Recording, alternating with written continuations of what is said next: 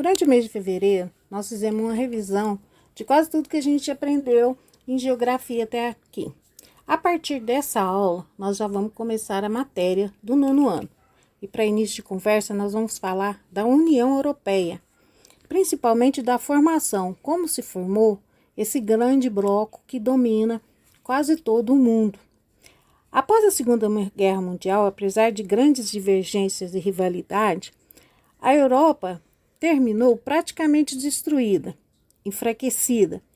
Eles criaram um conjunto de alianças para a recuperação política, econômica e militar. Em 1940, os Estados Unidos criou o Plano Marshall. Marshall era o presidente dos Estados Unidos na época, com empréstimos ao Reino Unido, à França, Itália e Alemanha. A Alemanha Ocidental, que o pós-guerra foi dividido em duas partes. Ocidental, com o domínio dos americanos, e Oriental, com o domínio da União Soviética. Após a guerra, a Alemanha Oriental ficou enfraquecida e ela era um dos países mais, economicamente, um dos países mais fortes da Europa.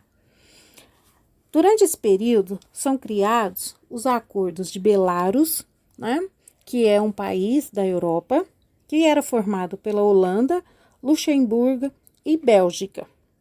Depois foi criado a Comunidade Europeia do Carvão e do Aço, que também era formado por Belarus, Alemanha Ocidental, França e Itália.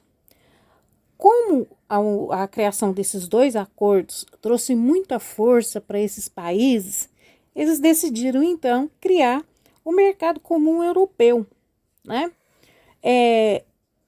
que depois foram incorporados outros países. E em 1992 nasce então a União Europeia, com a participação de quase todos os países que existem hoje, certo? Eles criaram também uma moeda única, que se tornou uma das moedas mais fortes do mundo, que é o euro.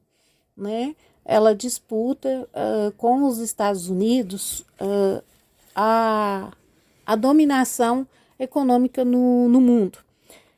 Vale lembrar que a Europa, durante muito tempo, ela dominou culturalmente quase todo o mundo, pois foi da Europa que saiu as grandes navegações, os grandes navegadores, os grandes descobridores, os grandes colonizadores saíram da Europa, dominando países da América, da África e da Oceania. Depois da Segunda Guerra, a Europa perde o domínio sobre a maioria desses países, E uma nova forma, então, de dominar eles, ao invés de dominar colonizando esses países, ela vai dominar eles economicamente, criando a União Europeia. Um outro fato que acontece na Europa após a Segunda Guerra Mundial vai ser a Guerra Fria, que foi uma disputa entre os Estados Unidos e a União Soviética, com um domínio militar.